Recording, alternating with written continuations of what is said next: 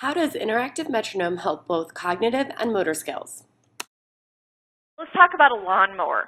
I want you to imagine a meadow of grass growing with no boundaries. No boundaries, just a big, overgrown meadow of grass on a wonderful sunny day.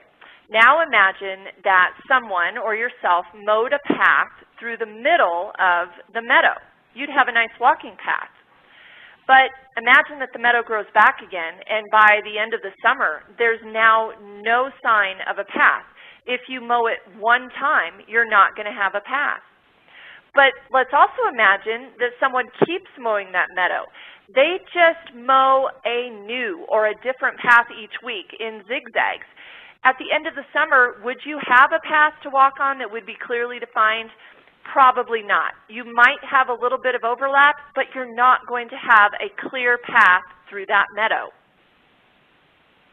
If you mow the same path every week for the entire summer, you will see an obvious path to take through the meadow, even if the rest of the grass around it is overgrown. This is a simple explanation of creating new pathways in your brain. Continued repetitive use of the same pathway creates better, faster processing. Neuroplasticity, and I'm just going to give this to you in very simple terms, is a term that describes the capacity of the brain to change and adapt, or to be plastic, to be movable. The changes occur in response to stimuli. That could be cognitive demands and new learning, or it could be sounds or vision. It's stimuli that your brain has to interpret. And that results in the brain creating new neural pathways and connections to deal with that new information. So that's what neuroplasticity is. I want to show you this diagram, not to overwhelm you, which is pretty much the first thought when most people see this. This is the brain telling the hand to pick up a coffee cup. And as you can see by this diagram, there are 8 steps, 8 areas that the brain is constantly working on just to get your hand to reach out for that coffee cup.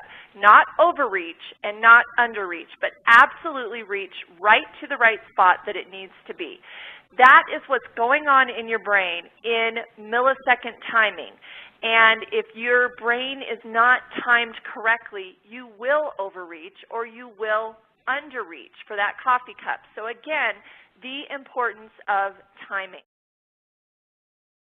Interactive metronome can now be done in the comfort of your own home. Learn how I Am Home can help yourself, your child, or a loved one. Visit www.iamhome.org.